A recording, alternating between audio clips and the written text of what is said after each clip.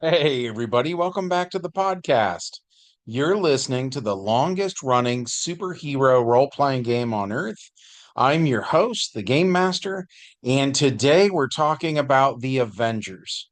But before we get into that, smash that like button, make sure you're subscribed, and leave us a comment.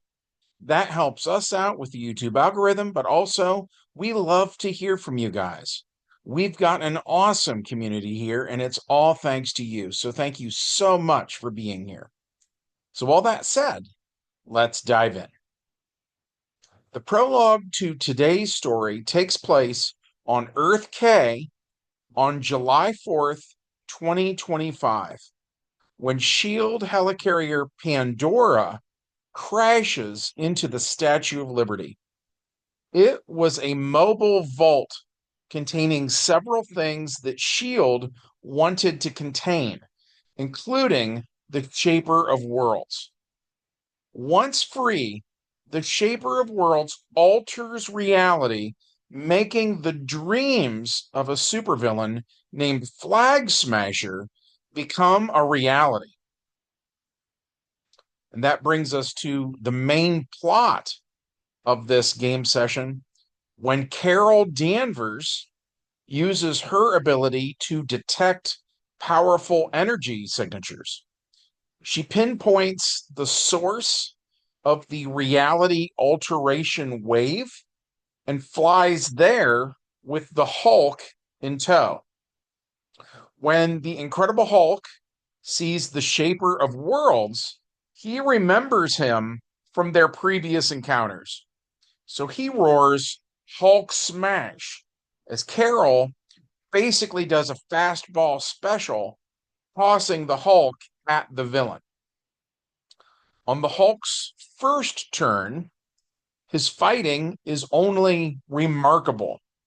That is in the old Marvel Superheroes role playing game by TSR, which we then translate into the DC Heroes role playing game by Mayfair, and it is in the 5 to 6 range.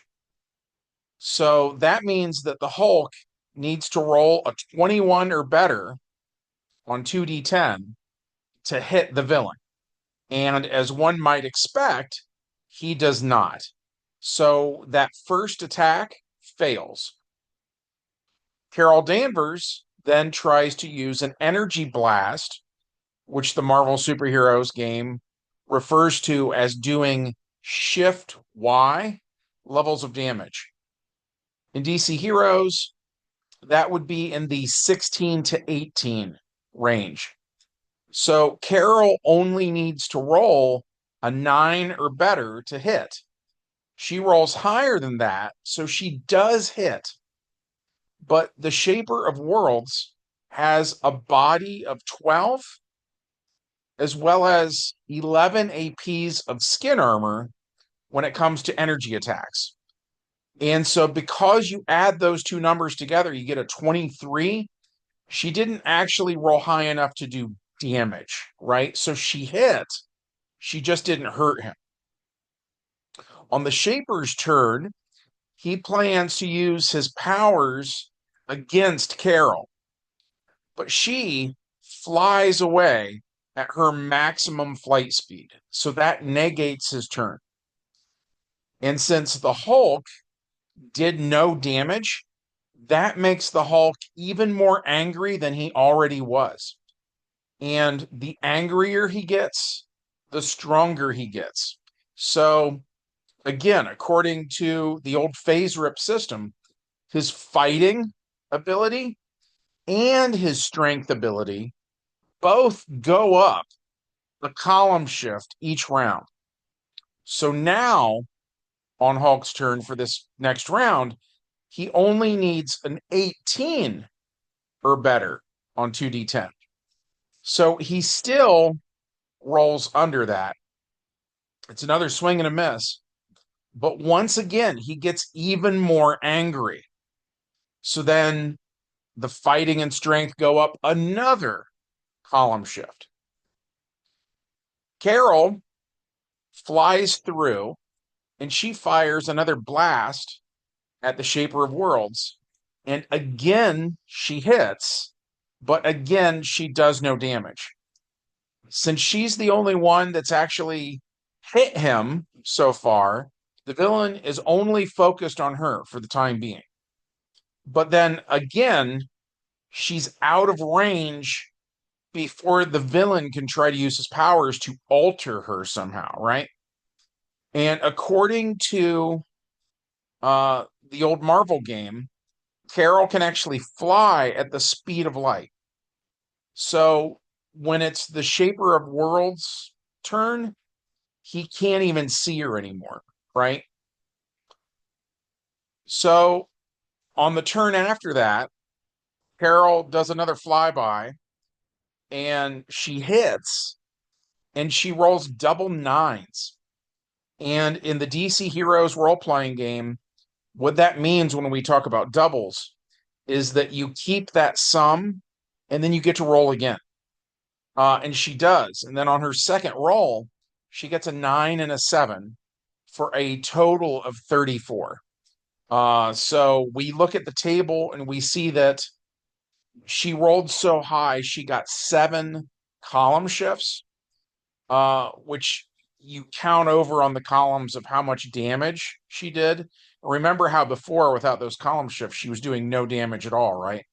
So now she does 11 points of damage. And again, the villain had a body of 12. So that means he only has 1 point left, right? He's got a single hit point. So then the Hulk gets to go again. And now he only needs a 15 or better to hit, right? Because every round that fighting is getting better and better. So the number he needs to roll to hit you is getting lower and lower each turn. So he rolls the dice, and this time he makes it. He hits the Shaper of Worlds, and he does damage. So the villain is knocked out, and he's also knocked over onto his back. And then the Hulk, of course, bellows that, Hulk is strongest there is. And then he just starts pounding Shaper of Worlds some more for good measure. And that brings us to the epilogue. John Redbridge shows up, and he is still wearing those golden wrist bracers that give him powers similar to that of Captain Marvel. He, Carol, and the Incredible Hulk enter the crashed helicarrier looking for clues. But the computer systems here are trashed beyond repair. And just like everything else that we saw in the last adventure, that is in any way, shape, or form the property of the government or paid for by the government or even partially paid for by the government, all of that stuff is just coming completely undone, right? Even basic things like the bars on a jail cell are rusting away into nothingness, which, by the way, is how S.H.I.E.L.D. failed to contain a zombie, right? So now all the S.H.I.E.L.D. agents here in the wreckage of the helicarrier are either zombies or they are zombie food. Carol wants to do a sort of like a dungeon crawl and kill all the zombies so they can't spread this. But the Avengers talk about it and they decide that the fact that the ship crashed on an island means they think that the zombies are stuck here. They don't think they can swim. Also, both John and Carol are worried about Hulk becoming a zombie. And Hulk was played by Brad, and Brad was very confident that Hulk would be like zombie proof, basically. So we told him about a series of comic books called Marvel Zombies.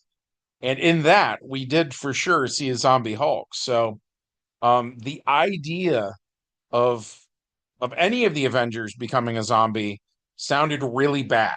And so they decided to err on the side of the theory that the zombies can't swim and that they're stuck on the island, with the wreckage of the helicarrier and the wreckage of the Statue of Liberty.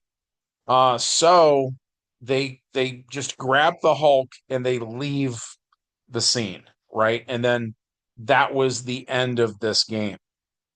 Um, that's of course not the end of the story, right? All of this is going to continue in the next episode of the podcast. But it was all the time we had today when we were playing the adventure. We had conflicting schedules. We got a late start to the game, so on and so forth. Life got in the way this time. So that's it for this one, actually. Uh, as always, we enjoyed playing it. We hope that you enjoyed hearing about it. If so, we would love it if you took a quick moment of your time to support our humble little channel by smashing that like button.